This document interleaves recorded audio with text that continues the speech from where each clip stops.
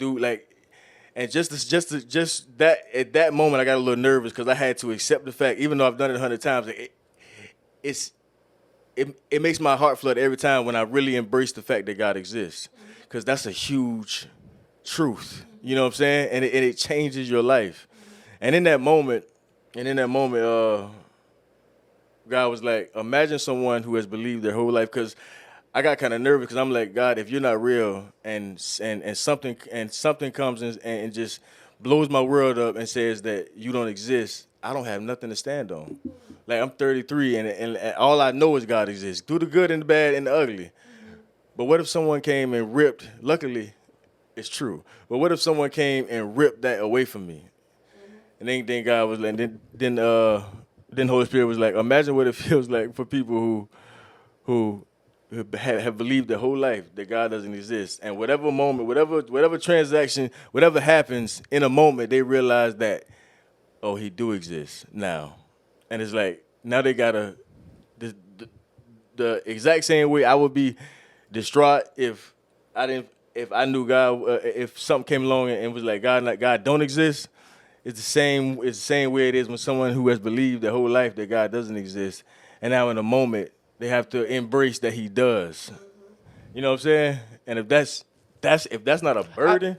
It is, because I think what it brings, when whatever point you are in your life, when you come to that conclusion, whether it's that conclusion, whether it's wow, God does exist, or if you believe wow, God doesn't exist, like I feel like it will be earth shattering. But I think it comes down to the first question, especially as you get further in life. It is, if this is true, what has my life been up until this point? And so then it's not so much about the weight of that moment, but you start to go back and like look at how many day-to-day decisions for 33 years, for 40 years have you made based on believing that this was true.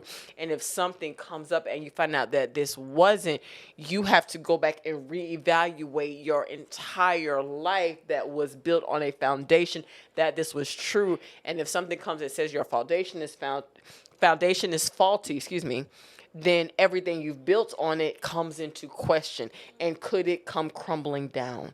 I think that is the weight of that scenario of like, for that person that like, I'll live my whole life believing that God doesn't exist, and I come in an encounter with a moment where my belief is challenged and there's no other explanation for this moment that I'm standing in except that God does exist.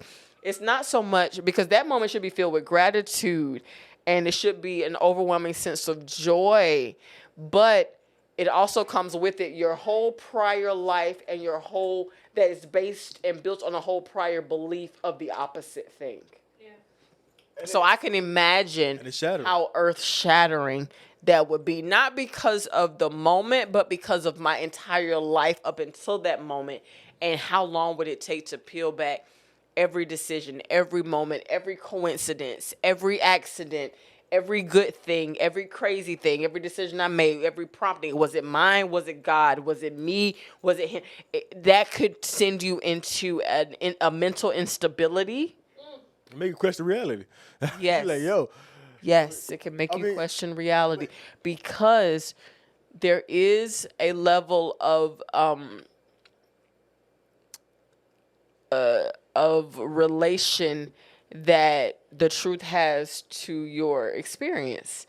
And if the validity of your experiences come into question, then it's just like the validity of your existence comes into question, because you define your life through what you've done and what you've been through. Yeah. It's such a big thing, and that's why belief is so powerful. And so sometimes there it could be argued from one perspective that, well, the truth depends on what you believe. Exactly. That's why. So what is true to you based on what you believe, and you will get results back, tangible results back in your life based on what you believe, and that is the greatest truth that you live in. But then if I would decide that I see you, you're valid, but I'm choosing to live in the greater truth. And then I start to yield results back in my life that's aligned with this greater truth. I'm going to hold on to the thing that's giving me the best results. I think that's why transition, like we talk about transition a lot. Like I think that's why transition and growth is so scary, because as you transition, as you growing, as you becoming like even now, like when you